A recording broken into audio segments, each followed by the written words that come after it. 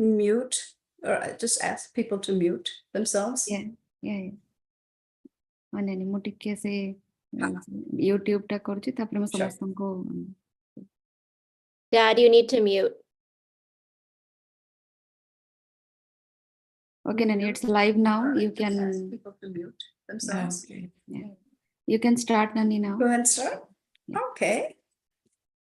Good afternoon, everyone. I want to welcome you to our April seminar that is sponsored by the ODA Women's Empowerment Group. And we're very, very proud of the stuff that we've done. And, of course, we've been able to do everything that we do, the seminars that we bring, because of the opportunities that OSA has enabled us. And they've always been very supportive. So I do want to thank Santana for giving up her Sunday afternoon to help us with this. So thank you.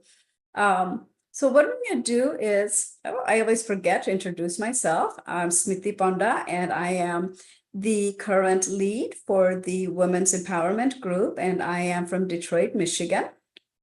And I have here with me my wonderful friend, Puspita Puya, aka Mona Ray, and she is going to be giving the closing remarks today. What I will be doing is I will be introducing our wonderful moderator, Sito Mishra, and she is going to introduce our panelist. And then it'll be followed up by Mona, who will give the concluding remarks. And I am really, really excited because this time, all our panelists and our moderator, they are our second generation ODA women. And what makes me really proud of these youngsters is that they really are the future of OSA. So I'm really glad that they're taking an interest in doing this, and just really, I'm hoping that they will take the mantle to the next step as the future. So I would like to go and get started by introducing our wonderful moderator, Sito Mishra. Sito is born and brought up in Chicago. She is a she's a board certified pediatrician. And she is the inpatient medical director at Advocate Children's Hospital in Oak Lawn. She also serves as the third-year medical student pediatric rotation site director and is the co-chair of the Pediatric Women in Medicine group. Sito is really focused on leading initiatives to promote and foster professional development of women in medicine and healthcare at the individual, team, and institutional levels. And note you, all three of these levels are so important. And like I said, she's born in Chicago, has been a very, very active member of the Chicago community ever since I can remember. And I've known Sito since she was just a toddler waddling around. Having said that, I'd like to pass this on to Sito. Smriti Auntie, thank you so much for the introduction. And also for the honor of moderating today. I definitely am very honored and privileged to be able to speak and help moderate the panel for our amazing speakers today. So without further ado, I'd love to get started. Just as a note, if you can please stay on mute while our panelists are speaking. We'll have time at the end for questions or comments, or please feel free to drop that in the chat as well, and I'll help moderate those questions afterwards. If you'd like to come on video, we'd love to see everybody, but if you can just stay on mute during that time. So without further ado, namaskar, welcome to our panel discussion featuring some of our ODA community's next-gen women leaders and entrepreneurs. Today, we're privileged to gather insight from individuals who have not only shattered glass ceilings, as we all know, but have also paved the way for countless others to follow in their footsteps, which, as Smriti Auntie was talking about, is very important. In a world where the narrative of leadership and entrepreneurship has historically been dominated by male voices, it's definitely essential to celebrate and amplify the experiences and perspectives of women who are driving change, innovation, and progress in their fields. So our panelists today, we're very lucky to, they represent a very diverse spectrum of expertise and backgrounds. Yet they're united by their unwavering commitment to excellence, resilience, and empowerment. Through their leadership, groundbreaking ventures, and tireless advocacy, they've become beacons for inspiration for women in our community and everywhere. So today we'll get a chance to hear about their personal journeys, exploring their triumphs, any challenges they've faced, and pivotal moments in their path. But we'll also get a chance to hear of the wisdom they've gleaned along the way, the invaluable insights they have and advice they have for those who aspire to carve out their own legacy in this world in leadership and entrepreneurship. So without further ado, let's go ahead and get started. And so first, we're going to be hearing from Simran Sahu. So to introduce her, Simran is the founder of Shakti Queen Beats, and a Chicago-born and raised dancer and choreographer who has been classically trained in Bharatanatyam for 15 years, along with hip hop and Bollywood. She started Shakti Queen Beats with the vision of creating a modern-day Indian dance hub in Chicago to bring together dancers of all backgrounds and to foster a larger dance community. Shakti Queen Beats represents a modern take on South Asian dance rooted in both Indian and in Western cultures. Since its launch in 2019, Simran has grown her team to 34 dancers who perform for their numerous events, bookings, and partnerships, and as well as they teach dance workshops and wedding choreography. In building her dance team, she hopes to provide an accessible platform for other talented dancers in our community to harness creativity without being tied to a demanding schedule. She truly believes in supporting local talent and aiding in their dance journey.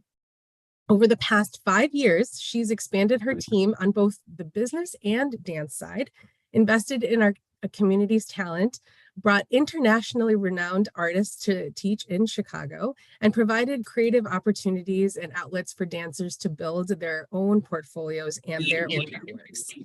As Shakti Queen Beats continues to grow at a fast pace, she looks forward to further expanding this initiative while bringing our community closer together through dance.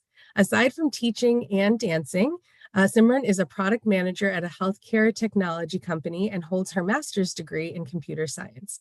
And you can see their work at www.shaktiqueenbeats.com, which I will drop in the chat for anyone who's interested. But without further ado, I will turn it over to Simran. Thank you so much, Shitonani.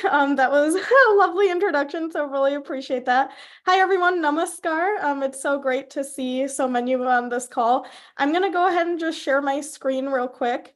So let me just make sure this works. We never know with Zoom. Okay, can everyone see the slides? Yes, we can see your slides. Okay, awesome. Okay, it works. Great. Well, lovely to see everyone. Again, as Shitonani said, my name's Simran. I'm from the Chicago area. I am the daughter of Ashok Sahu and Rosalind, if you know them, Rosie. So been born and raised in the Chicago community. And been to multiple OSA events growing up. So it's very awesome to be able to continue that right now as well. So a little bit about me. Shitonani kind of mentioned a lot of this, but I founded my dance company, Shakti Queen Beats, about 5 years ago.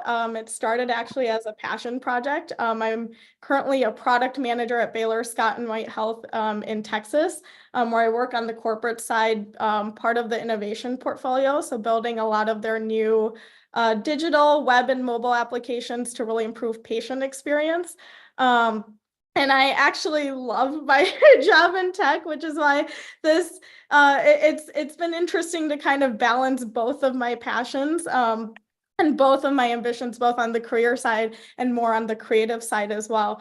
I'm a trained Bharatanatyam dancer, and I've danced basically my whole life. And so that's a little bit of how SQB started. Like I said, it started as a passion project. It was something that, you know, post-college, I didn't want to lose my passion for dance and lose that touch with dance. And so I really was venturing out and looking for opportunities where I didn't have to commit to a competitive team or something that would take a lot of time also away from the goals that I had in my professional career.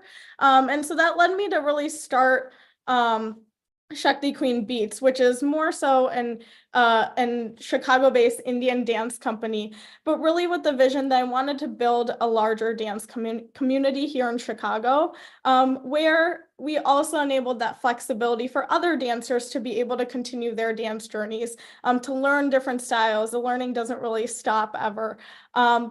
But also to train and to build their dance portfolio as well. And so that's kind of what I set out to do here. A little bit about our dance company is we have a few different services that we offer. We do a lot of workshops in the city. So these are more like drop-in classes, choreography.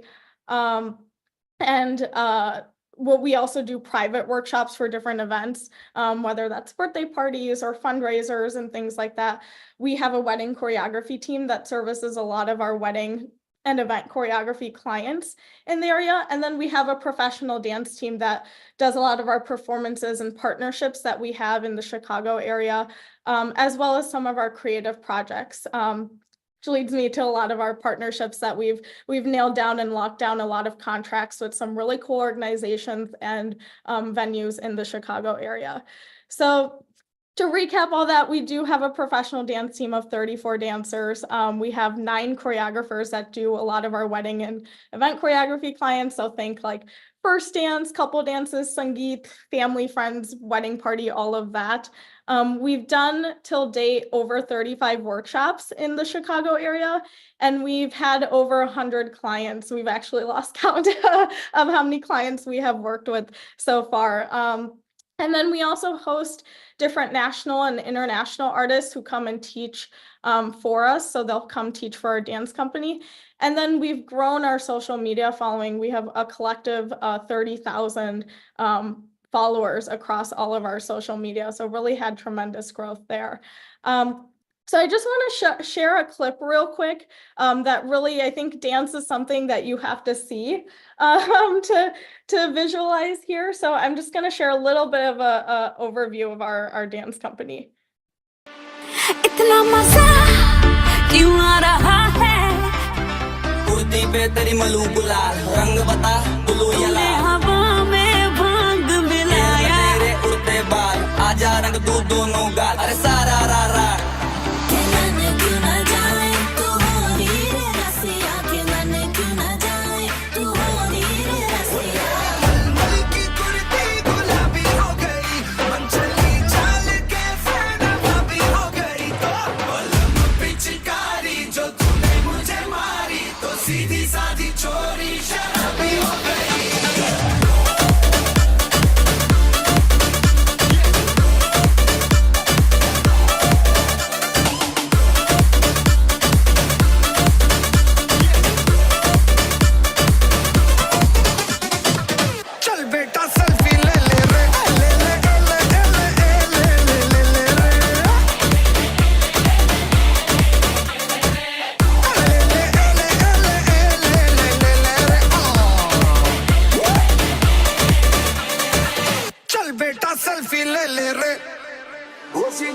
लंबे लंबे silkie जवाल ओ कुड़ी कौन नचदी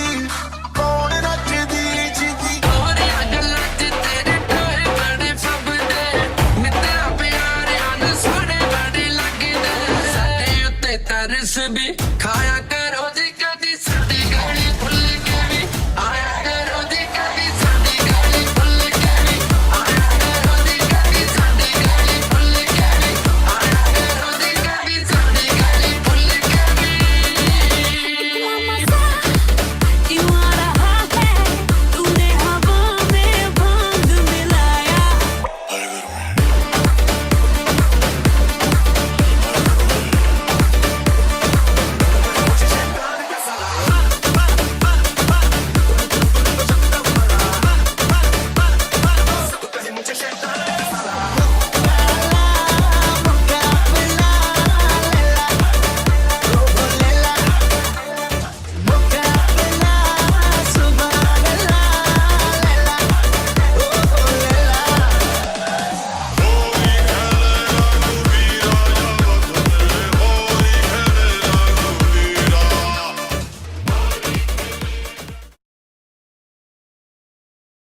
Awesome. I hope that's shared properly. You never know with this, but that was just a little bit, some of the work that we've done as a dance company. And so I think when I think back to when I started this and not with the intention of starting or running a dance company, but it kind of became that way along the way. It's been really cool to see kind of the learnings I've taken, not just from the creative side, but also from the business standpoint. We've learned a lot, with what it takes to actually run a business, whether that's managing all the finances in behind the scenes, or even a lot of legal conversations, whether that's with, contracts, liability waivers, all of that we have in running a dance company and running a dance studio, where you have, the potential for injury and things like that to really protect yourself, but also really setting up an LLC and a true business in its form legally. So with that, I've highlighted a couple of our milestones as a dance company, and we've really started this, right? If you look, we started this back in March 2019, which is crazy to think it's been over 5 years, but with a very different type of branding. That was actually some of our early website days and branding that we had. And I put my computer science degree to use in building our website and really doing some of that technical stuff, whether that's coding for the website, doing a lot of our editing and things like that. But prior to actually launching in 2019, I had already developed a clientele base in wedding clients. So that was a niche and an untapped market that I saw in the Chicago area. That people really found me through different kind of media platforms like Bali Shake, who would post a lot of our videos, our dance videos. And that's kind of how I stumbled into the wedding choreography route and built that clientele base. But eventually with the goal of expanding out to teaching other dancers, training other dancers, and teaching kind of classes in the city. So we started our first workshop. And then when the pandemic hit, unfortunately, we had to go to a lot of virtual services with virtual workshops, virtual servicing a lot of our wedding clients virtually. But that in itself was actually a great time for me to also take a step back, really rethink what I wanted this company to be, especially now that it had become a business at this point.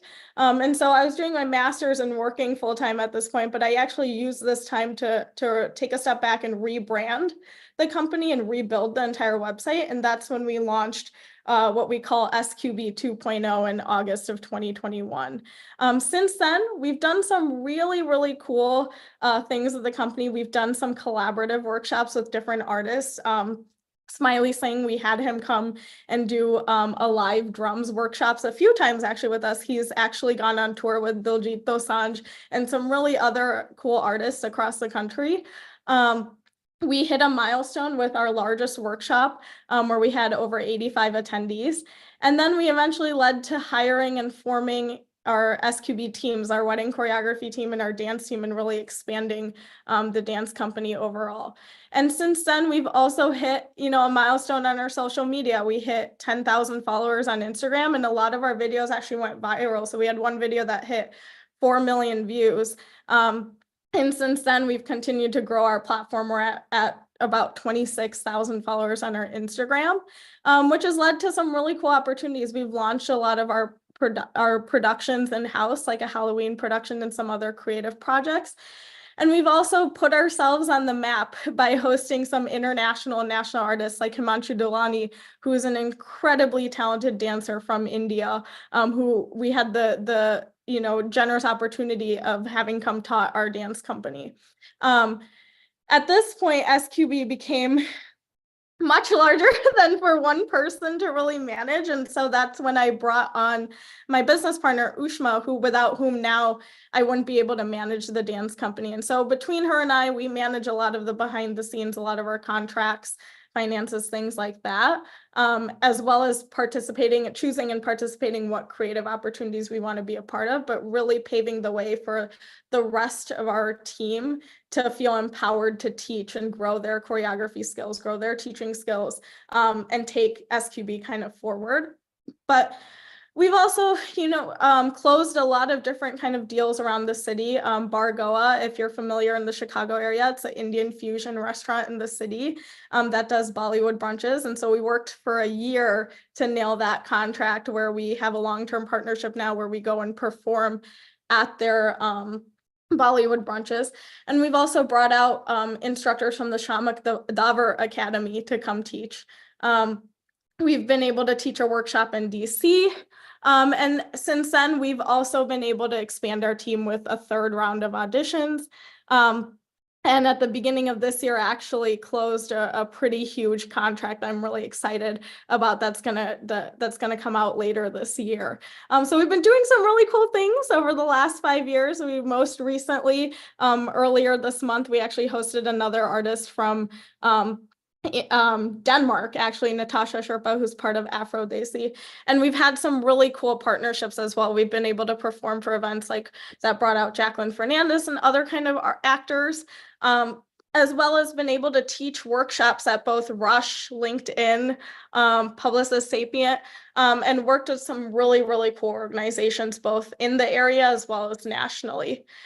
And lastly, a few kind of highlights from some of the artists that we've been able to host and bring out some of the incredible talent that we have worldwide to learn and absorb their knowledge, as well as put together some of our own productions in-house that really challenge ourselves creatively as well.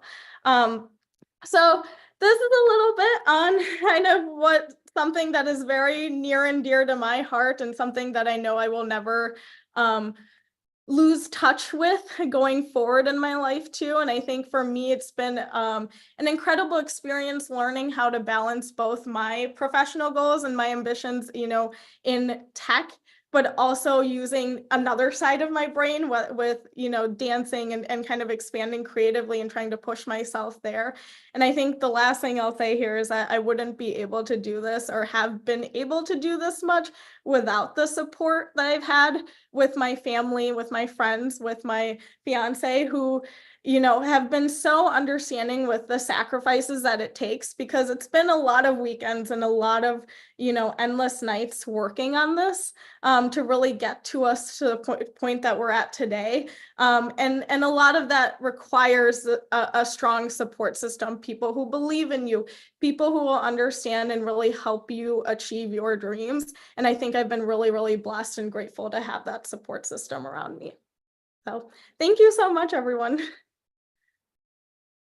Simran, thank you so much. It was really wonderful to learn more about everything that you've done, and managing a business along with a full-time job and other things. So thank you for sharing. Like I mentioned earlier, we will have time at the end for questions that you may have for Simran and our other panelists. So we're going to move forward with our next panelist at this point. And Simran, somebody commented in the chat that we're so proud of you having achieved this, and I totally agree with that. So there are some comments that are popping up in the chat as well. But next, I'm very excited to introduce Shilpi Choudhary and a little bit about her. So she is a globally recognized communicator renowned for her advocacy in the plastic pollution crisis. She is the co-founder and president of People Over Plastic, a multimedia platform dedicated exclusively to environmental justice. She regularly engages with the media on a diverse range of topics, including plastic pollution, climate change, and the importance of intersectional storytelling. As a trusted source for journalists, she has been featured in prestigious outlets such as the New York Times, NPR, Rolling Stone, BBC, Reuters, and Al Jazeera, where she shares insights and perspectives on pressing environmental issues and the power of inclusive narratives. Prior to founding People Over Plastic, Shilpi served as the Break Free from Plastic Global Communications lead, where she played a foundational role in movement building, cross-regional narrative strategy, and advised on a local, federal, and multinational legislation aimed at plastic reduction. Throughout her career, Shilpi has worked for a number of high-profile environmental organizations, including Mission Blue, Sylvia Earle Alliance, where she guest authored for National Geographic. So I don't know that there's anything else to say, except we want to hear more from you. So Shilpi, I'm going to turn it over to you. Thanks so much, Seethal. This is really fun being introduced by Seethal because I've known her for many, many years, and it's always lovely to see you, Seethal. And thank you, Smriti Auntie, for inviting me to do this panel with everyone. Very excited to be here, and Simran, extremely inspired by what you're doing, and it's just reminding me to move a little bit later today because I do a lot of desk work. So my name is Shilpi Chotre. As Sheetal mentioned, I am the daughter of Santanu and Chinu Chotre, who are both on this panel. So hi to mom and dad. And also my wonderful husband and son Zevi are also here. And so are a couple of my aunties, Rita Mausi, Bamusa, and Mama, they are here too. So thank you for joining, everybody. Hi. So as Sheetal mentioned, I'm deep in the weeds of the environmental world. This is where I've been sort of passionate since I was a young child and got my undergrad and master's degrees, focused more on policy and law. And through that work, I've been exposed to the communities that are most impacted by environmental issues. So I've had the immense privilege of traveling quite a bit for my job before I had my baby, spent a lot of time in Southeast Asia, South Asia, a lot of time in India, Philippines, Indonesia, and learned how we cannot bifurcate environmentalism from communities that are most impacted. And so throughout this career, I've had just a lot of incredible eye-opening experiences. And I've been laser focused on media and storytelling and the power of narrative. And that's kind of hard to explain. So I'm going to kind of show you what I do. I did this clip recently for Al Jazeera, and I want to kick off with that. So let me see if I can share my screen.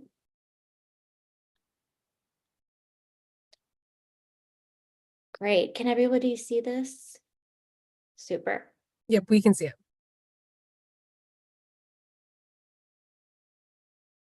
We can't hear it though.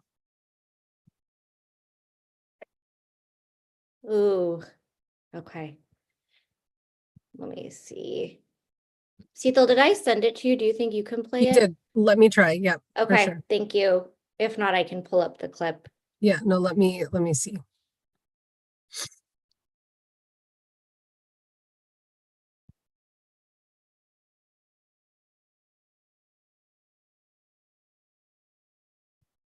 Can see if my husband can help me troubleshoot if you can't hear it. Let's Yes. see. I'm going to go ahead and play and let me know if you can hear it. Okay. No, I can't hear it. It should play There because it's should playing. be an option to hit share sound when you share screen. Okay, to let me see if I can do that. checkbox.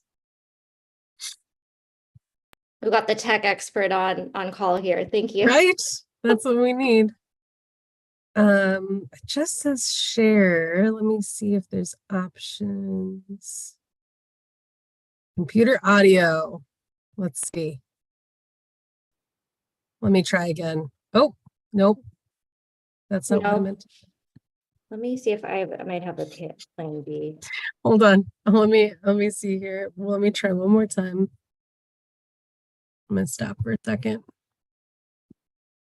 Sorry, I had it pulled up and it was, let me see. We are gonna get to it. Okay, let me try sharing one more time here.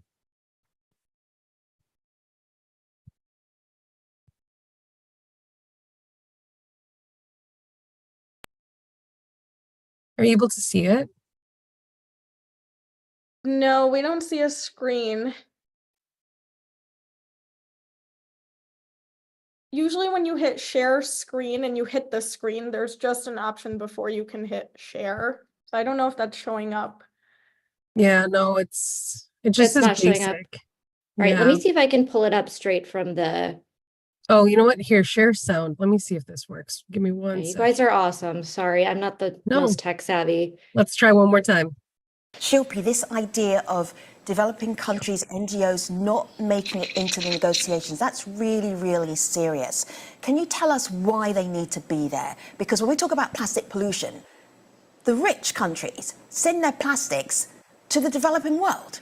So who should be at the table in greater numbers, surely the developing world.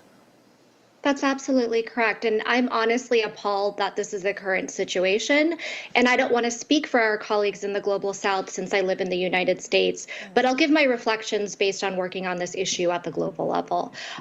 As we know, we've researched this time and time again, plastic pollutes at every stage of its life cycle, from extraction to production and disposal. And especially on that disposal end, we know how burdened communities in the Global South are compared to wealthier nations, as you stated.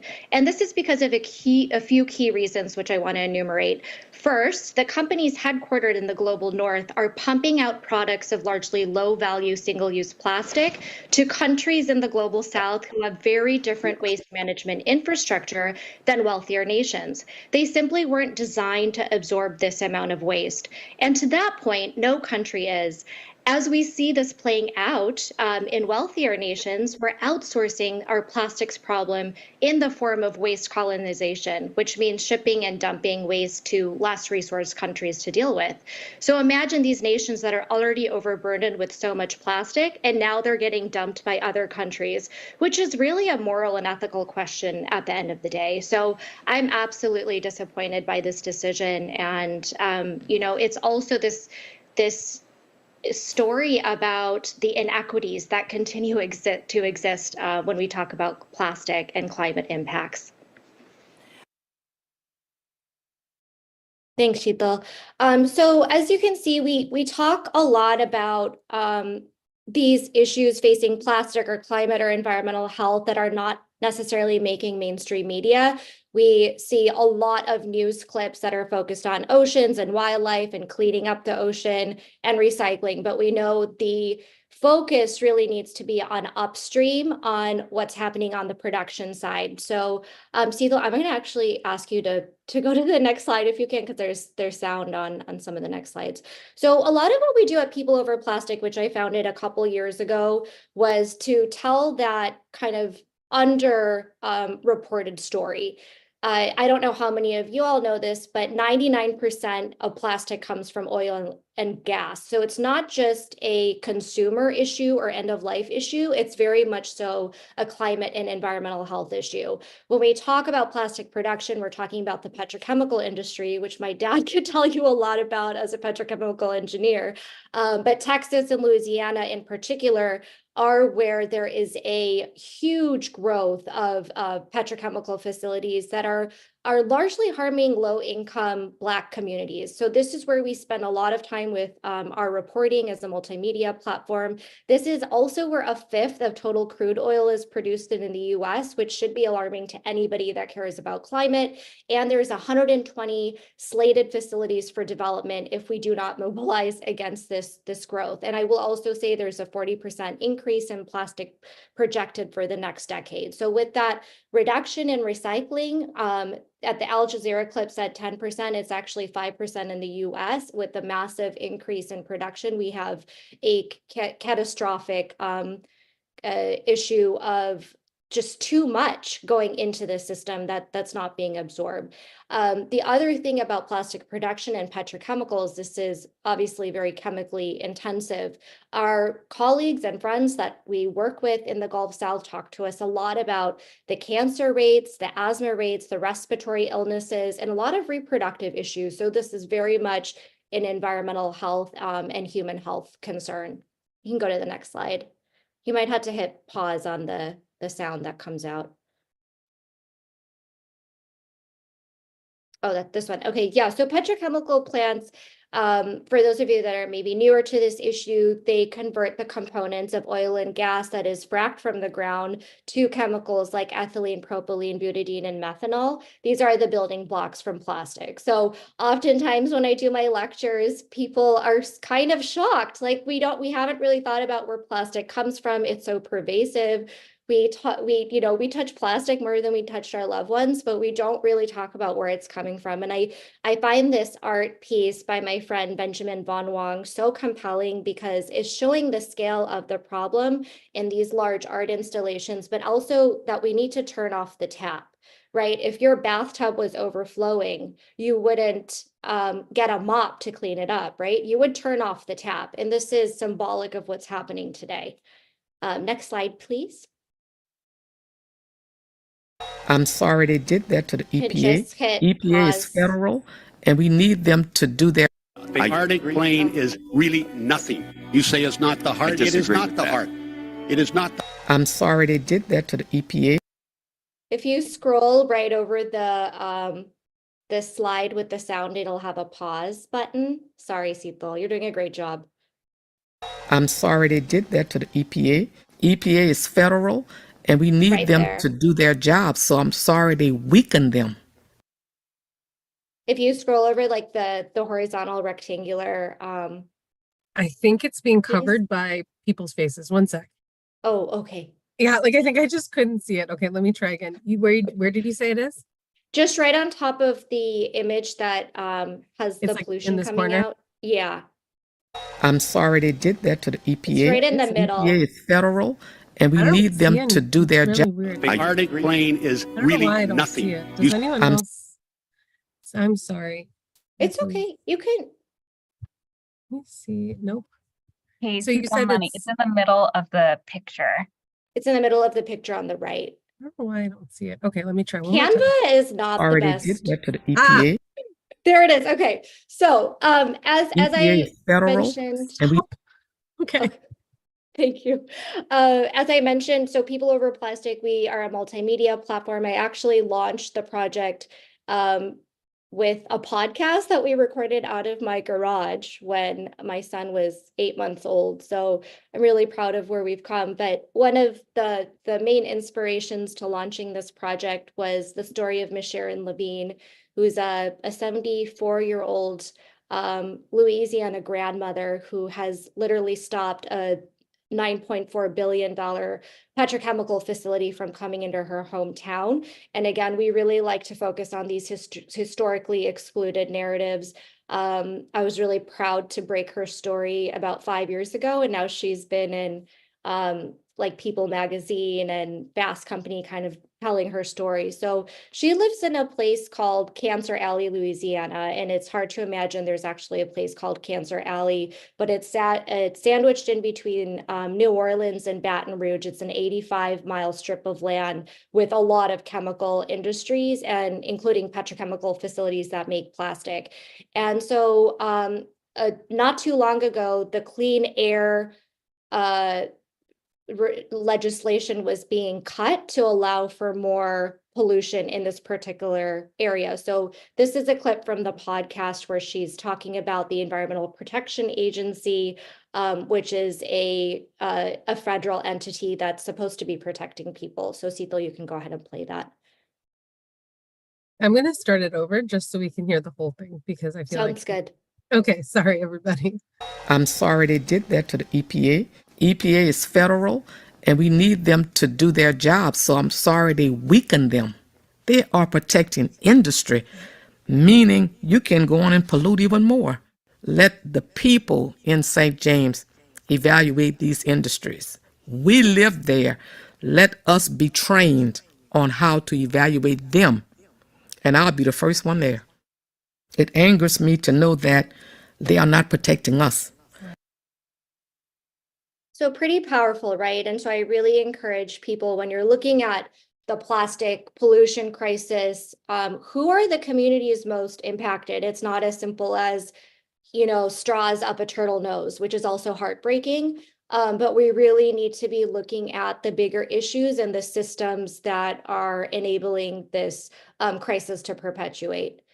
And the next slide before we go, because it's going to start being very loud, I'll just go ahead and talk about the next slide, and then Seetal, you can play it. So at my organization, we of course take a lot of our time and energy to focus on plastic, but we also talk about other environmental justice focused issues. And when we talk about environmental justice, a core part of the dialogue has got to be centered around Indigenous voices. So Indigenous people are very much connected to the land, and we can learn a lot from them. So this next slide is a podcast episode of a woman named Bernadette Dumentieff that I covered her story. She's a Gwich'in tribal spokesperson and activist based in Fort Yukon, Alaska. And so a lot of you have maybe heard of the Arctic National Wildlife Refuge. It's been an area of immense kind of controversy with this historical fight between environmentalists and oil and gas drilling. So go ahead, Sito, and play that clip. Thank you. The Arctic Plain is really nothing. You say it's not the heart. It is not the heart. It is not the heart. But the reality is this area should be drilled. I've been fighting this battle for 39 years. You know, this is about our identity, about our food security, and about our way of life. It is all interconnected. We cannot survive one without the other. That's just the way we've always saw it. Honestly, what happens in the Arctic is going to happen everywhere else. And it's scary because right now, you know, Alaska, we're thawing 4 times greater than the rest of the world. Yep, great. And then I think I have one last slide.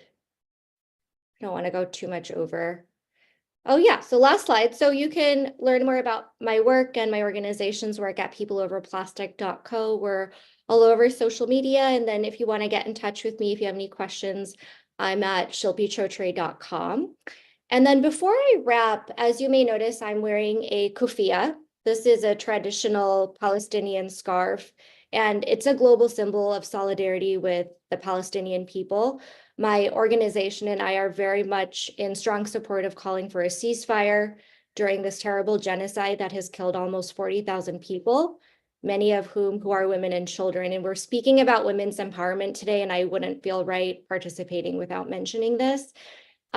It's important to also understand our tax dollars are directly funding the weapons that are massacring and brutalizing innocent people. So I really encourage you to use your voice and contact your elected representatives to stop this ongoing atrocity. And there are many other ways to get involved. I'm very involved, and so is my husband. So if you need any other ideas of how to be allies to Palestinians, I'd be very happy to guide you.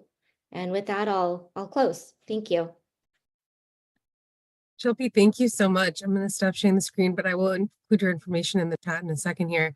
But thank you. I knew so little about all of this. I knew it was an issue, but just hearing from you and getting, just a snippet of what you do and what you've done is just really inspiring. So thank you. And I also do appreciate you sharing your comments about Palestinians and what's happening in Gaza right now. I think it's something that we should be talking about and everyone should know about. So I do appreciate that. Thank you. So thank you. And next we have another panelist. We have a great group of women here today, but again, as a reminder, we will have time at the end for questions. So moving to our next panelist here, I'm very excited to introduce Ria Katoy. She is the CEO and founder of Katoy, South Asian fashion labels that specializes in custom apparel. They focus on delivering an elevated custom experience for their customers to get one-of-a-kind outfit for any special occasion while also focusing on sustainability. So very excited to hear a little bit more from Ria. Hi, everyone. Okay, let me, Sitonani, did you want me to share my screen or did you want to share it with, okay, cool. Either way, whatever works for you. I'm happy to control the slides too if you want. I can share it. Give me 1 second. Cool.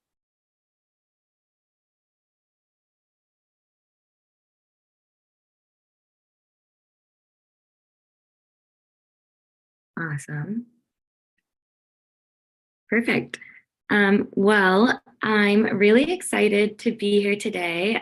Hearing everyone's stories has been so inspiring and really just made me realize kind of why we do all of this. But I love being surrounded also by a community of people who are doing something so great. So I just wanted to put that out there. But hi, namaskar. My name is Ria, Ria Katoy. My parents are Debish and Soni Katoy, who are actually in this presentation as well.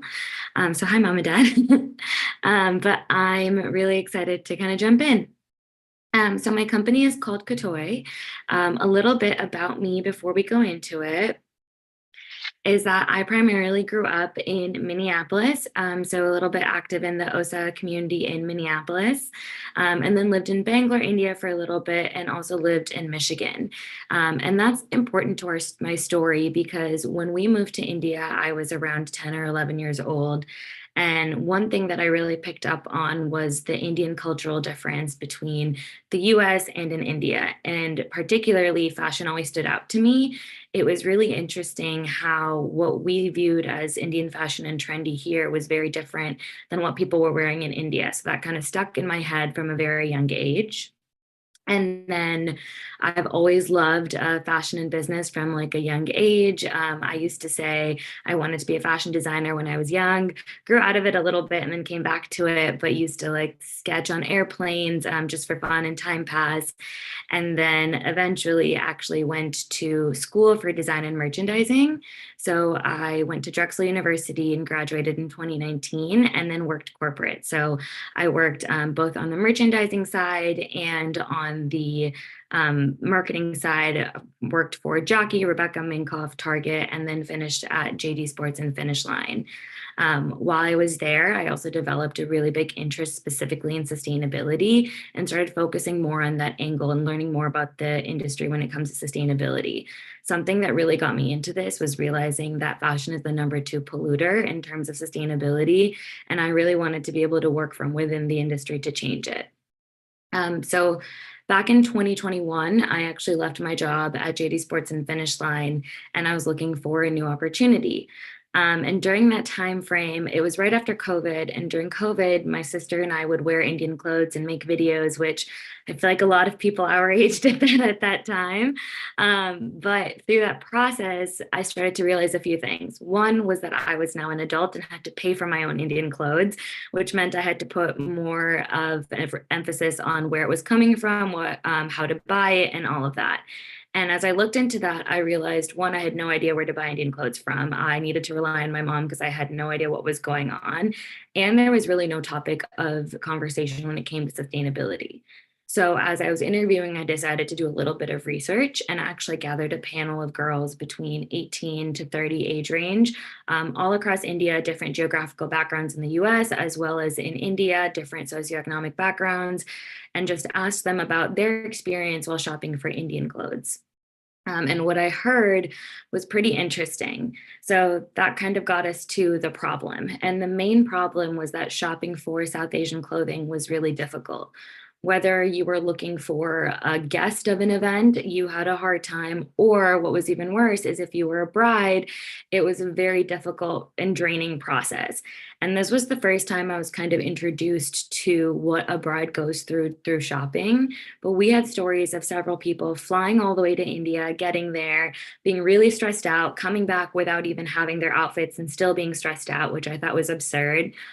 People FaceTiming tailors in India at 2 o'clock in the morning, trying to figure out outfits, and then it reaching here the wrong. Or even going all the way to India, buying outfits in like a short period of time out of stress, and then coming back and realizing that they don't like their outfits. And unfortunately, that's actually some of the clientele we still have today. People who go buy, come back and realize this is not what I want. I need to redo something. So through that whole process, I realized how uncomfortable of a purchasing journey it is. And on top of that, there was absolutely no conversation when it came to sustainability.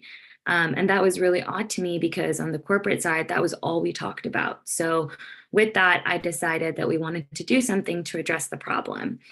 So our mission right now is to empower customers to create outfits that reflect their personal style through a seamless shopping experience, and together creating products that are rooted in trend, innovation, craftsmanship, and sustainability.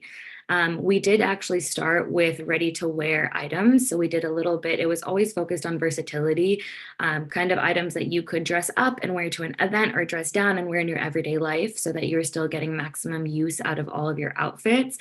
And then at the same time started working with our bridal clients. And over time, we actually realized that our bridal side of the business was just a little bit bigger. So we began to focus on that and also focus on the custom aspect of sustainability, because when you have something made exactly to your taste, you're more likely to wear it more than once, even if it's just for a guest perspective. So that's where we really are today. We focus mostly on custom creations. We still have some of our ready-wear lines, but through custom creations, we also try to highlight different South Asian crafts and different areas of craft within South Asia, specifically India, to showcase different craftsmanship that's been kind of quieted over the years too. And our main goal is to really deliver a very seamless experience to our customers. So take away that 2 o'clock FaceTiming the tailors and all that stress that comes with going to India. We kind of absorb that as the middleman and have our own production house where we let everything happen in a controlled environment. So I talked a little bit about the custom process. One of our biggest clients right now is our wedding clients, like I said. So I'm going to play a video of our first wedding that we actually did. So we had the liberty of doing all the outfits for this wedding, from the bridesmaids and groomsmen up till the reception. So you guys can take a look. Let me know if you guys can't hear the sound.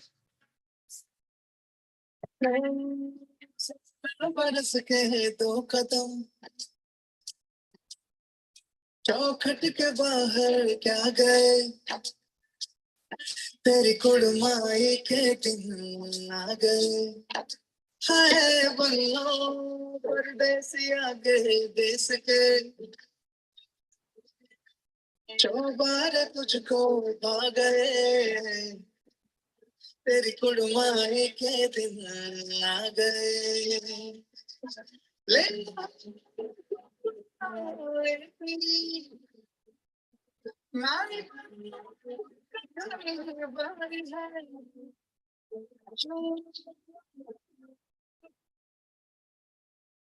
So actually a funny story about this wedding also is that when we first started, I was pretty dead set against doing the actual wedding day. I felt like I didn't have enough experience, and this bride badgered me and convinced me to do her wedding. And through the process, I actually realized how amazing it was to create something that felt very true to someone's personality. And I was very lucky to also attend this wedding. And I went in thinking like, okay, fine, whatever. We made the outfits. And at the wedding, not everyone knew that I was the designer. They knew that someone in the wedding designed it, and they would talk about the outfits. And the first few days, I was really confused why everyone was so impressed by the outfits, because I was like, I've seen this every day for the past year. It's not that cool. And then I slowly started to realize it was because you could actually really see the person's personality reflecting in the outfits. And they didn't just look like a random bride and groom on a wedding day, but they actually looked like themselves. And that experience is what also really pivoted us into going further into the wedding space. But so we saw the video, and now I'm going to take you guys a little bit through what our process looks like. So our process was developed very much on a problem-solving basis. So we listen to what our customers go through when they go through the process, or just shopping in general.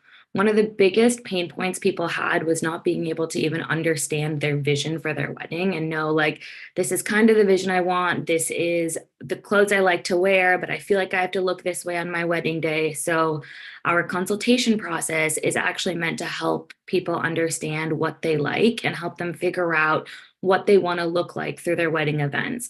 So we work very one-on-one. We do a lot of interactive mood boarding through Google Slides and Pinterest to get an understanding of what kind of look they like and also what kind of feel they like. So we take into account if someone wants to be up and moving a lot, then we want to make sure there's not a lot of weight to their wedding outfits. If they're going to be sitting and just want it to look very pretty, that's sometimes not something that we take into consideration. So it's a very interactive, hands-on process that way. And then even through the design process, it's super interactive. So one of the big things we've seen people struggle with is not understanding the different types of embroidery or work that's out there. And to be fair, I'm also still learning. So we help them kind of understand what they want in this process. We show them examples, go very back and forth, change sketches based off what they like, don't like, to really make them feel and give them the time to get to like what they're wearing or what they're going to wear. And then even through our production process, we're super transparent with them. We constantly are showing them photos and videos. Our goal is that when they open their box and they get it, they're happy and not unpleasantly surprised, but pleasantly surprised. And this way it also lets us catch any mistakes on ground in India. So if for some reason the color is coming out in a tone that they don't necessarily love, then we're able to change it to match what they want. And color is one of the biggest issues that we've often seen. We see it in American clothing too. When you buy something online, you think it's one shade of pink, you open up the package, you're like, this is not the shade of pink I wanted. So we work very closely to make sure that that doesn't happen, because we know how important it is for you to get the right shade on your wedding day. And then finally, for packaging and shipping, we do try to be as eco-friendly with shipping as possible. So we always tell them ideally to do one shipment from India so that it doesn't max out carbon emissions. And we also do give them the opportunity to look at the outfit, kind of let it sit in for a few days and change anything if necessary. So going a little bit deeper into it, as we talked about earlier on, sustainability is one of our main things, and highlighting different crafts. So at our studio, we actually do a lot of handwork. And through handwork, we're able to showcase different crafts that have come over time. And one thing we also do is when we talk about pricing with our clients, we're very transparent. With sustainability, ethical production is a huge thing that comes into question, and we want to educate our clients on what ethical production really means. So if something's hand done, we give them more of an idea of like, okay, this is $500 because the handwork takes X amount of time, it's labor intensive, and that's why. Because otherwise, if you look at an outfit, it's really difficult to judge the price based off that unless you know the background of it. So we try to do a really good job of that. This is an example of an outfit we just did for someone's reception. So you can see the handwork and the amount of time it really goes in and doing every single mirror from a hand perspective. This is actually the sketch over here on the right side, and you can kind of see like how it got made here. This is the top layer. She was a bride who wanted to move around a lot at her reception, but not have it be heavy. So we use different techniques to actually fluff it up without giving it that heaviness. So this is just the top layer. And then here you see the final photo of this skirt. And then here's also another example of it. You can see again some of like the hand mirror work that goes on, and the way that they do it. You can see how it turns out when you actually put it on a mannequin, and we put it on a person, it's 10 times better too. And here you can also see kind of hand beadwork. So it is a very intensive process, and we do show our customers these videos as well, so that when they're wearing the outfit, they also have an understanding of kind of what went on behind the scenes. We talked a little bit about color. So something that even I've learned through this whole process is how color really does show up differently on different fabrics. So in order to really make sure that our customers don't get that shock effect when they open that box, we go very back and forth with them. So we show them a color palette. We have multiple palettes like this. They're allowed to pick whatever colors they want, and we usually swatch test it. So we'll swatch test it and then put it in sunlight. The photos you're actually seeing on the right side was for a bridesmaid outfit, and the barat was going to be during the day. So they wanted to see specifically what it would look like in sunlight, so they'd know what the photos turn out with. So this way we were able to kind of have her choose a few colors from the left picture, dyed a few samples, and then she was able to pick what she really wanted for the big day. So our team, we have 2 of us in the US. Himani is actually on the call, but I think she's muted. So we both sit on the US side. She's based in North Carolina and I am based in LA. And we do all of our client-facing conversations. So all of our client calls. As a part of making the experience as professional as possible, we try to stick to what we're used to in the US. So most of our client decks are very similar to this pitch deck. We go back and forth with email sketches on our decks, comments on our decks, and also have client calls then during American or US hours. And then our team sits in Bhubaneswar. So we have a house of garigars. We have about 15 garigars, and then we have master, tailor. They all live in the house. Food and everything is provided. It's a great workshop space. And interestingly, we actually learned that most garigars are Muslim. So that's something that has been a really cool learning experience, especially like right now during Eid, for example. So we have Eid break, which now we pay a lot more attention to. Before that was not something that was always in my mind. So that was cool. And it's also really cool to learn that this kind of craft work is something that's actually carried on a lot through their families. So it was just a cool learning point, but it is also great to kind of give back to where we're from. And then lastly, innovation and sustainability are two key things that sit at our heart at Katoy. It is something we do with every single order. It's something we always have constantly operating. With sustainability, we really focus on ethical production and zero fabric wastage. Ethical production, we talked a little bit about, but for us, it's really about educating how important it is to pay the people who are wearing your outfits properly. It's one of the worst things about the fashion industry. So it's something we always focus on. And zero fabric wastage is the second. So there's actually 92 tons of fabric that go into the ocean every year. And it is something that we do not want to be a proponent of. So we actively make sure to have a zero waste policy. And whatever scraps we do have, we actually put them into blankets for the homeless. So really making sure that nothing gets thrown away.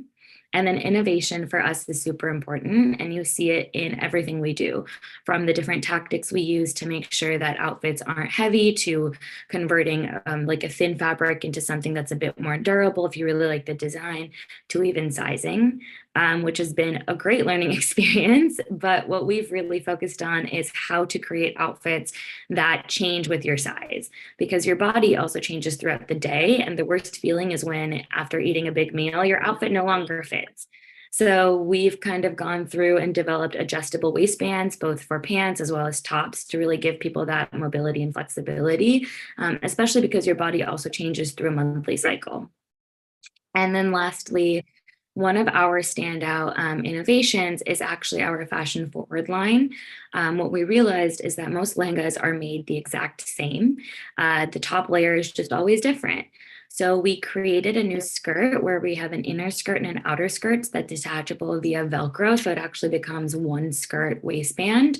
And in this video, you can see how it attaches. And the concept is that you theoretically have about like 4 or 5 inner skirts, different colors, and then just exchange the top layer of the skirt every time you wear it. So that way, not only are you saving fabric, it reduces about 40% of fabric wastage per lehenga, but you also save money because you're paying half the price for a lehenga every time you make it. But yeah, so that's a little bit about us. I'm glad that we got to share our story with you guys, but I know we're going to go through questions later, so we can talk then. Ria, thank you so much. I know we had talked before about your clothing line and everything, but getting to see kind of the details is just really, really cool. And a big thank you to all three, Simran, Shilpi, and Ria. I just really appreciate you guys sharing everything. I think I'm definitely more inspired. I feel like I need to dance. I need to definitely read a little bit more about Shilpi's work. And then Ria, I think we need to talk about something so I can get, an outfit for all the weddings coming up later this year. But, having women empowerment and women leadership be something that I've focused on as a passion project in my career.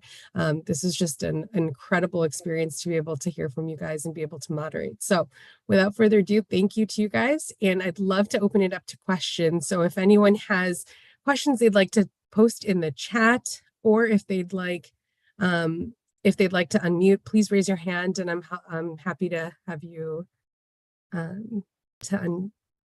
have you share questions. I'm going to jump in for just a quick second. Go ahead, please. Jump into the question and answer sessions. First of all, I want to say amazing.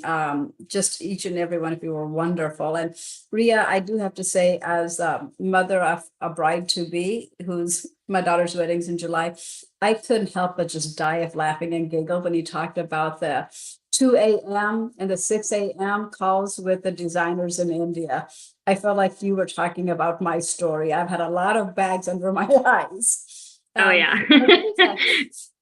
I believe Lena Mishra, our current OSA president, wants to say a few words. And after that, we will move very quickly into the question and answer.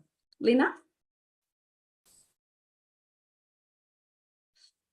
Lena, you're muted. Oh, yes. Thank you. Thank you, everyone.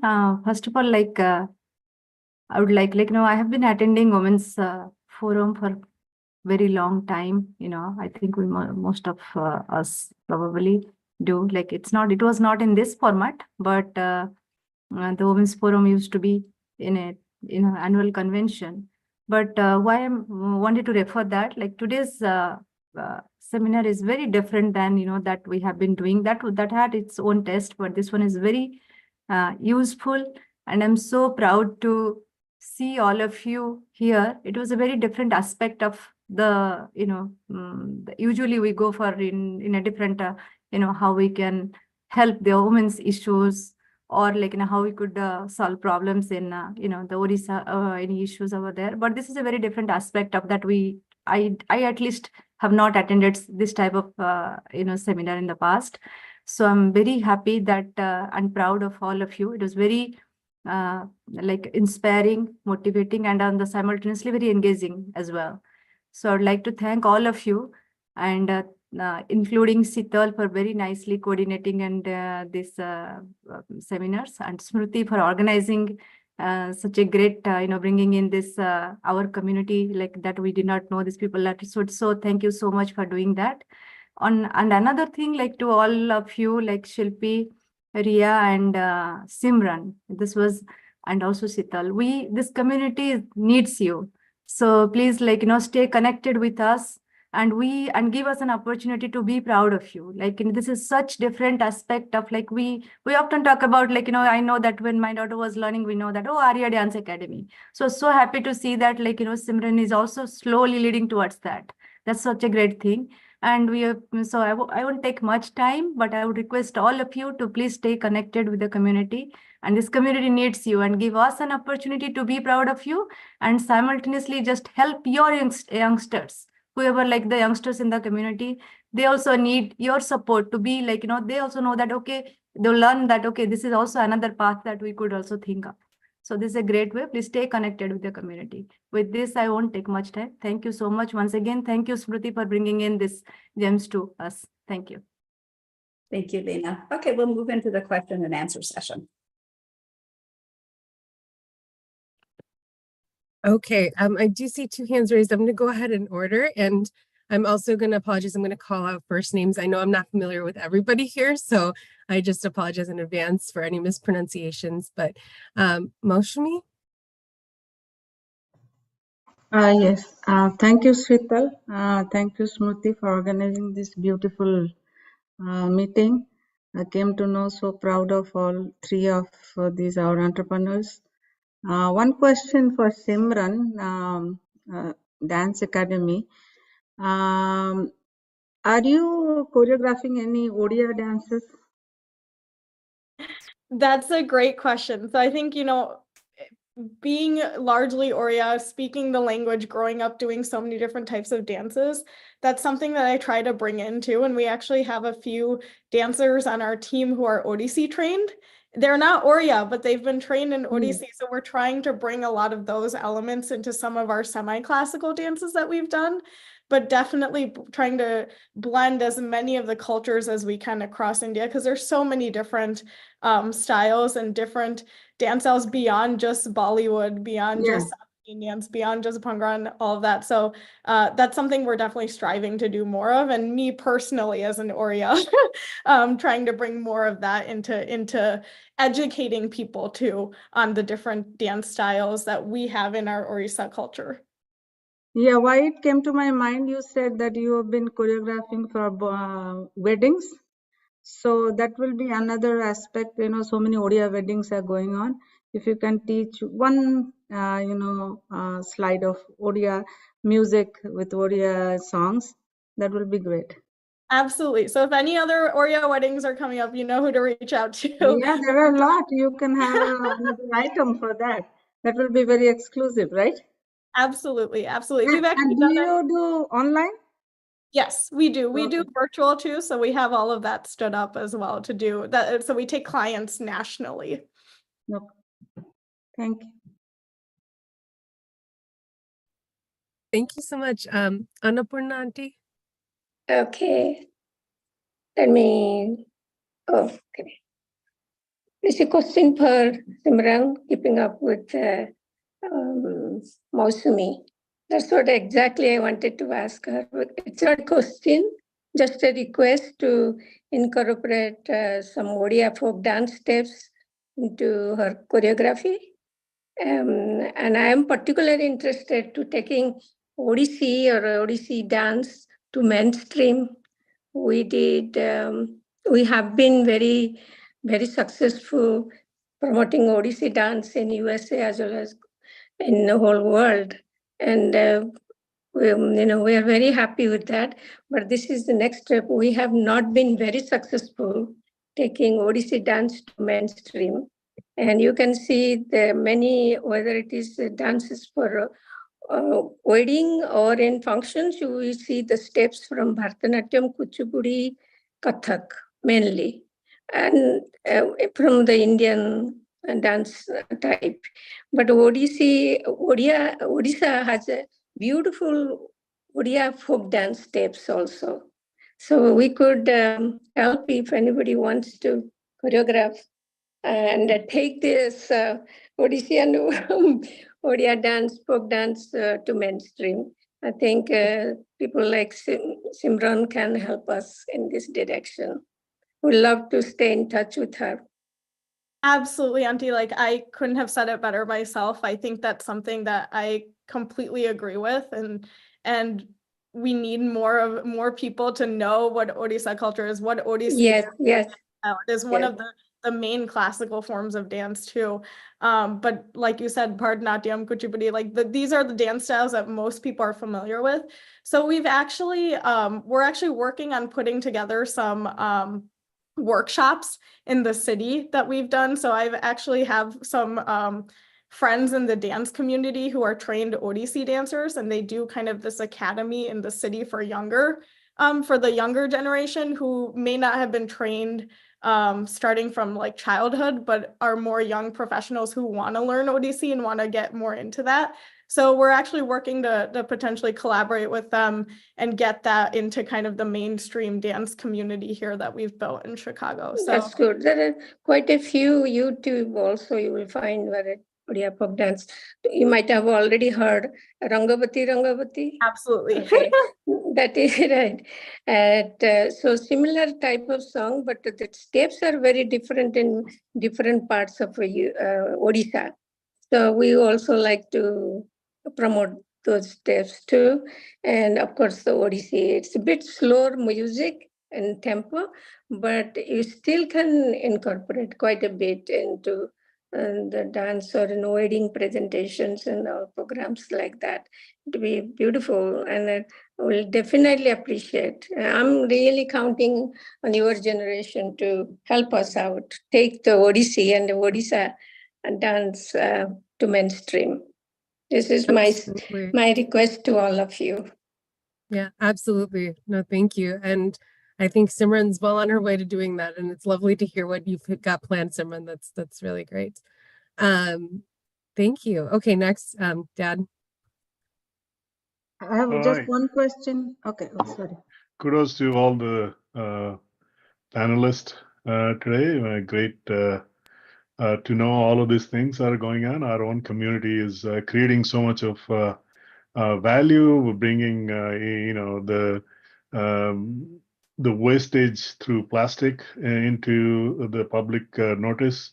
I have one quick question for Silpi. What are some of the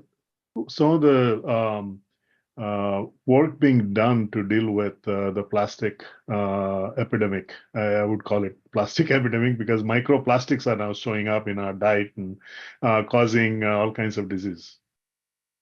Yeah, so there's that's a great question and great to see you, Uncle. There's a lot of federal and multinational legislation in the works right now. In fact, in 2 days, people are meeting in Ottawa, Canada for the INC5, which is a global plastics treaty negotiation that I was talking about in that Al Jazeera clip. And it's very much about confronting plastic as a life cycle issue. So from extraction, from fracking to production, the petrochemicals to consumption to microplastics to disposal with waste colonization. It's not just about getting the recycling rates up. It's really about stopping the production of low value single-use plastic. And if you ever look at the bottom of like your plastic item, there's 1 through 7 in a chasing arrow symbol. 3 through 7 is not recyclable. You're really left with number 1 and 2. So a lot of my colleagues, and I don't work much on the plastics policy and legislation side anymore. I'm more on the narrative and storytelling, but it's really about getting those 3 through 7s off the shelf, because as we know, it's going to India, it's going to Philippines. It's now those ports are closing. They're getting redirected to Latin America and Africa. So it's a massive problem. And also on the production side, we know there's a lot of chemical intensive materials that go into making it. And definitely for microplastics, I can recommend a book by a Wired journalist. His name is Matt Simon, and it's called A Poison Like No Other. And it talks about microplastics and also nanoplastics, which are less than 0.2 millimeters in size. So it's a big issue, especially when you talk about women in the years of reproduction.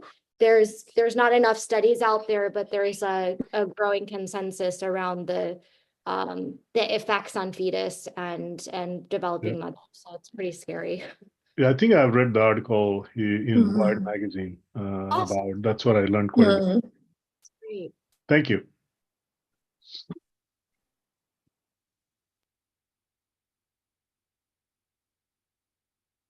Thank you.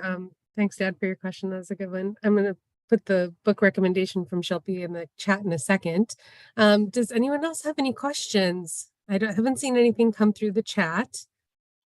Lots of thanks and very proud, and well wishes to our panelists. But anything else? I have one. I think Sri Gopal Mosa has a question. He has his hand raised. Oh, Yeah. Go for it. Yes, sorry. Namaskar. Actually, I'm very impressed, extremely impressed by what's very sundar laguchi. Mo madhire asse tiki dekhi dei jaye. So aji particularly Shilpira topic is very vital. Kintu ide 30 জন के भितरे कोनटा हबो एटा काहेकि बेसी प्रचार हेई पारिबोनी प्रचार को माने it's a very difficult and vital subject. Kintu जोटा अछि एटा हेछि mostly for OWE करिछि with the idea of bringing these people, but the topics are very important, particularly Shilpi's topic. And how should it reach a larger community? That should be the responsibility of OSA. How they will do it, it's up to them, but they cannot neglect that this is an event that is done. We have done our job. OSA should think in terms of, from here, what could we do beyond this? That is my thinking. Of course, Annapurna raised the other question about Mura attend Korean Simran Sankara. Setare khali gutte word poche oana bisare janiche bodhe. It is trying to spread Odissi Alliance of North America. Essentially, Ajijota Hocheti, essentially, Amoreti Pilamane, any generation, they have achieved, they are contributing to society. Similarly, on Odissi, there are not Odias only, others have contributed. And coming from Odisha, Amaragote priority Jaitako, Jonupunango Paivansare. It's somewhat our responsibility to see that it is promoted. And the one thing I wanted to make clear that it cannot be under one umbrella word. Our job is to connect different Odissi groups or Jakichi and try to strengthen their achievement, their activities and achievement. Amar, that should be the goal of us, because Odissi as an art form is very individualistic. But that we shouldn't think in terms of under one umbrella, but we should promote, help, connectivity among different groups so that ultimately Odissi is strengthened in North America in future generations. Please, I think, I don't know, Lina is there or not, Lina, but that's Lina should take note. I heard you, yeah. Lina should take note of all this. I have seen Smriti Korichanti program tako, she feels that it is all over. She has done her job. But that's not how we should think. If some good ideas are coming from this discussion, it should be further taken up by the community and do something. Sati kumar କହିବା ଅଛି ସରି ମୁଁ ଆସିବାର କରିକି ନାହିଁ ମତେ ଭଲ ଲାଗେ ଏମାନଙ୍କୁ ସବୁ ଦେଖିଲା ବେଳକୁ ମୁଁ ଏତେ ଖୁସି ହୁଏ ଆମେ ଆସିଥିଲୁ କୋଉଠୁ କୋଉ ଦିନ ଆସିକି ଏକୁଟିଆ ପଡିଥିଲୁ ଦେଖ ଆମେ କେତେ ସୁନ୍ଦର ପିଲା ଗୁଡିକ ଉଠିକି କଣ ନ କରୁଛନ୍ତି ସେଇଟା ମୋର ଗର୍ବ ଖୁସିର କଥା. Thank you. No, Namaskar. Thank you so much. I think you bring up very good points. And I think what I really appreciate with what Smriti Aunty and the committee has done is allow us to even begin the conversation. I think you're right that there's always room to further the conversation and continue working on it. But the fact that we have, close to 40 people here today that are involved and, listening to the conversation, that's how we make an effect change. We first have to start talking about it. So I really do appreciate Smriti Aunty and the whole community for supporting this.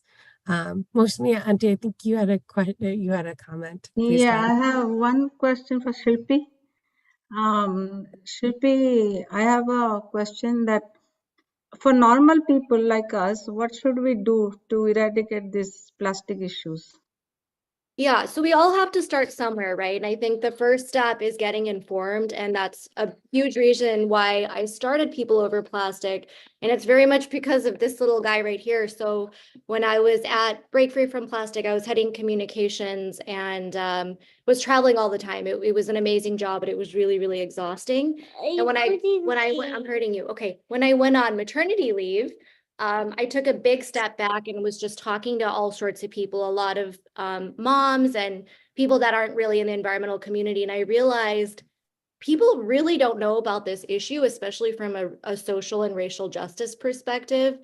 And I'm just talking to the echo chamber, like, how do we get this outside to, everyday people who care a lot about this, but they don't have all the information because it's the propaganda war.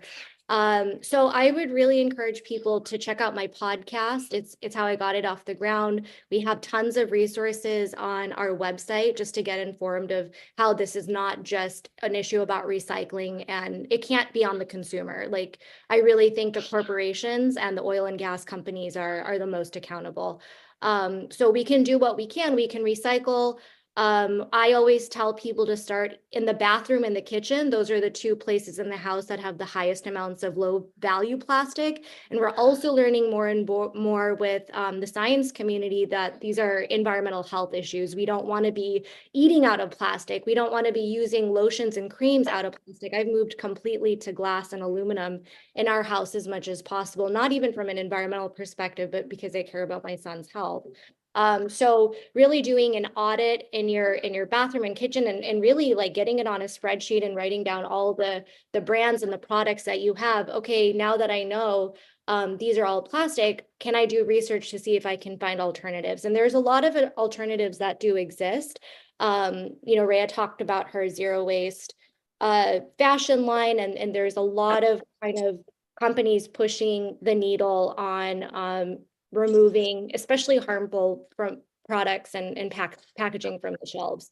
So I would say to start there, and it's not to shame anyone. I've really, since I had my child, I've really moved away from like trying to shame people, because that's not going to win this, win the movement that we need, but it's like really meeting people where they're at, getting informed, and see where you can plug in. And if anything, for the sake of your own personal health, you don't care about the environment, but you care about what kind of materials are going into our bodies, it's a really good place to start. Thank you, Shripi. And thank you for these 3 awesome entrepreneurs. I'm so proud of you. One simple suggestion, I don't know, you might be, are you all 3 members of OSA? You 3 of us are members of OSA? Yes, lifelong membership here. Okay. Thank you, Mosmi, for speaking on behalf. Doing a great job for us. Yeah. And, I would really request all our, I was just thinking about it, but couldn't ask. It will not be nice that you all are here and you will think that this auntie has nothing to do and asking, but being a member. But we need your support. Basically, we need to be proud of you. Like, this community needs you, all of you. It's all, including, I'm not talking about the membership, like who is member, who is not member. I do not have the count right now in front of me. But we'd really like to see all of you stay involved with the community, because you all are, that's what. we're proud of you, and we need your support. Definitely. Another Thank you, lifetime Mosmi. member I here. have a quick question for Ria. Okay, really quick, Dad, and then we need to wrap up. So quick question on the material that you use on the dress. We have a lot of regional handcrafted clothing material that is generated. I know in Odisha itself, we have a lot of people that create clothing material. Have you seen in Rajasthan and South India, everywhere? So have you used any of those, or what do you think about using for kind of more of a cultural thing? So that is definitely one of our goals. So what we try to do is, when we talk to people, get a sense of actually where they're from and try to gear them to using regional textiles or anything where they're from. It is pretty hard usually, I will say, because I think most people come in with an idea of wanting something that's very what they see in media, especially because most of our clients also have grown up here. So you have a very mix and meld of different cultures. So that's something I want to move more and more towards. We actually work with a lot of handloom weavers as well across Orissa. So we have the capability of doing like custom saris and everything too. But what we're seeing is it really just ends up depending on our clients. So our hope is to be able to keep educating people on that. And hopefully within like the next year, we're able to actually have people that want to come forward and do something a bit more creative in terms of even like using some of those more sustainable regional fabrics, intertwining it with more modern silhouettes. But I think it'll take a second to get people there. Thank you. Sorry, I had to interrupt. I'm so, Uncle, I'm really sorry. We do have to wrap up. Smriti Auntie, I believe we are at the end of our time. I hate to interrupt while people have more comments, but should I just a quick thing. Sri Gopal Mosa kon kohuchandi ଟିକେ 2 minute ରେ କହିବାକୁ okay, absolutely. Is Smriti Auntie okay? We'll make it very quick, and then I think Brachi had her hand up. She can make it quick. I know the time limit was 3:30, so EST. So I know we have to really wrap up. It's already 3:30. Mosa, go ahead and say what you were asking. So about plastic use, actually individuals can do something if they think about. I try to do 3 things. Anything that I have to use, every time I think, am I using plastic? Then I avoid that. Okay. 2, when you put our garbage bag, and black garbage bag, that's what we use in Canada. What I do is we don't use too much. Therefore, in a bag, I don't throw it every week. I keep it, we keep it, we use it next time. So that at least I use 1 bag in 2 weeks. That's your conscious decision. 3rd, when you go to the shopping place, it's a very natural thing to pull a plastic bag and use it. Very natural. Think about that, should I or shouldn't I? ask that question. Is it necessary for me? For example, take potatoes. Why do you need a plastic bag? These are small questions one can use in your practical life. And another, for example, reuse. We go to bulk barn, they give plastic bags to bring stuff. I don't throw them. We take them back again, fill it in and bring back. So we don't use a bag every time we use it, rather than keep it as many times as you can. This is a small suggestion. We individually can do a lot if you are serious. Okay. The last question, Prachi, तमे टिके कथा ही जा तापरे बोले राखो. Yes, namaskar samastanko. I will only take a minute. I have a lot of superlatives thought of for thanking the organizers and the speakers and panelists for this, but I don't have the time. So thank you. And I was only able to watch a second half of it, so I'll go back and catch up on YouTube for the first part that I missed. This is such an interesting, important seminar that's been put together. Mosme actually beat me to what I raised my hand to say, and Leena Nani also jumped in, but please do become members. I think that you may think you are connected to the OSA and the Odia community, and you are members because your parents were members, but you're all adults now, so you need to become members in your own right, life members. And that is the first step in staying connected with the OSA community, with the Odia community. It'll give you the social media platforms that are already there. It'll give you more ways and to promote whatever you are into, whatever you're doing, promote the good things. It will also attract other like-minded beyond the 40 few who joined. It'll attract more like-minded people to look into what you're doing and maybe help stay connected, help you in some way. So I just wanted to come and say that we OSA would love to have your people such as you, and I think there might be more second generation people attracted to the seminar now or through the YouTube channel later, because you guys were featured, and this message is for all of you too. If what you are into, what you're doing, the amazing things you're into is not yet out there, please come become members of OSA and let others know. Thank you. Smriti Nani, over to you. Okay, I'm going to hand it over to Mona, who's going to give the thank you remarks. Namaskar again. I'm Pushpita Bhuya, aka Mona, she introduced me. And thank you so much, everybody. And first of all, I would like to thank our three wonderful, vibrant young panelists. And you did a wonderful job. And I would like to go in the sequence in which they came in.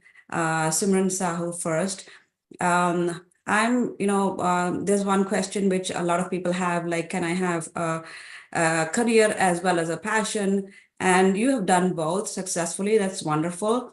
And you had both the left and right brain, basically, which a lot of us would love to. And you're having success in both of the areas, which is so inspiring for all the younger generation, and not only younger generation, for everybody out here who want to use both sides of our personalities. And I hope you success in both your, passion and your career. And I wish to see you at some point, your wonderful dance performance. And then next is Shilpi Chotrai. Whatever you're doing is so important. I mean, the issue with plastics has been there since a long time, and sometimes it comes to our forefront, and then we forget about it. But I think what you brought up, it's very important to keep remembering it and keep it in the forefront till it becomes a way of life. And I agree with Shri Gopal Babu that OSA has to make sure that this reaches every household, and it becomes, because most of us don't hear it enough. So, and I'm so proud of you as a woman, as an Odia, and as a human being, for you to do this for us and for our future generations. And thank you so much, and good luck, with everything that you're doing. And then our Ria, little girl who's done so much. And another question which a lot of the young people ask is, can I make my passion my career? And you've done that. And my own daughter has this question as well. She's into fashion. And yes, you can. And whatever you're doing right now, it's something which all the other parents have to watch and the kids. So it gives them hope that, yes, it's possible. And you took it up another notch. You actually included sustainability, which I personally believe that whatever you do, it's not only what you're doing, but how you do it is important, which a lot of people forget in their, hunger for power and money and all that. But you are doing it the right way. And the way you're going, you're going to face challenges and hurdles, but never give up, because I'm so proud of what you're doing. You're an inspiration on 2 counts. And good luck to you, and hope you have a lot of success. And I would definitely buy an outfit from you in the future. And you'll be an inspiration to my daughter. I'll make sure she sees this recording. And thank you so much, Seetal, for being a wonderful moderator. And thank you, OSA, for the platform. And it really helps. Then I would like to thank my dear friend, Smriti. She is doing a wonderful job. Thank you, Anna. Yes, and she's a wonderful friend and a wonderful person. And I love what you're doing. And I love to be part of this. And last but not the least, of course, all the people who attended today and who are going to be watching this presentation later on. I hope, all these young people serve to an inspiration, and you learn something from them, today and in the future. And make sure all the, kids watch it, because there's something to learn from each of these young folks. And go woman power. Thank you. Okay. Namaskar. Thank you. Namaskar ସମସ୍ତଙ୍କୁ ମୁଁ ଓସାର secretary ସାନ୍ତ୍ୱନା ଦାସ ଆଜି ଗୋଟେ ବହୁତ ପବିତ୍ର ଦିନ ଆମେ ତାକୁ ପୁରା ସାରିବା ଆଗରୁ ମୁଁ ସମସ୍ତଙ୍କୁ ଓଡ଼ିଆ ନବବର୍ଷ ଆଉ ପଣା ସଂକ୍ରାନ୍ତିର ବହୁତ ବହୁତ ଅଭିନନ୍ଦନ ଜଣାଉଛି ଆଉ ଆମ ଓସା ଓଡ଼ିଆ ଓମେନ୍ସ ଏମ୍ପାୱରମେଣ୍ଟ କମିଟିକୁ ବହୁତ ବହୁତ ଧନ୍ୟବାଦ ଜଣାଉଛି ତାଙ୍କର ଏହି ସୁନ୍ଦର ପ୍ରୟାସ ପାଇଁ ଆଣ୍ଡ ସତରେ ପିଲାମାନେ ତମମାନେ ମୋଠୁ ବେଶୀ କହନ୍ତି ବେଶୀ ସାନ ହବନି କିନ୍ତୁ ତମମାନେ ମତେ କଣ କୁହନ୍ତି ଆଣ୍ଟି ଡାକିପାର ଦିଦି ଡାକିପାର ବଟ୍ ତମମାନଙ୍କ କାମ ଦେଖିକି ସତରେ ମୁଁ ବହୁତ ବହୁତ ପ୍ରାଉଡ ଫିଲ୍ କଲି ଆଉ ସମସ୍ତେ ଯେମିତି ସଜେଷ୍ଟ କଲେ ସତରେ ଓସାରେ ଜଏନ୍ କର ଆମେ ସମସ୍ତେ ମିଶି ହାତରେ ହାତ ମିଶେଇଲେ ନିଶ୍ଚିନ୍ତ ରୂପରେ ଆମର ଓସା କମ୍ୟୁନିଟିଟା ବହୁତ ଷ୍ଟ୍ରଙ୍ଗ ହବ ଆଉ ଆଗକୁ ଯିବ ଆମମାନଙ୍କ ପରେ ତମେ ହିଁ ହଉଛ ଏହାର ଆଶା ଆଉ ଭରସା ତେଣୁ ପ୍ଲିଜ ଜଏନ୍ ଅସ୍ and do some good work and so that your younger generation will learn from you too. Okay. Thank you so much. Thank you, Santana. Great job.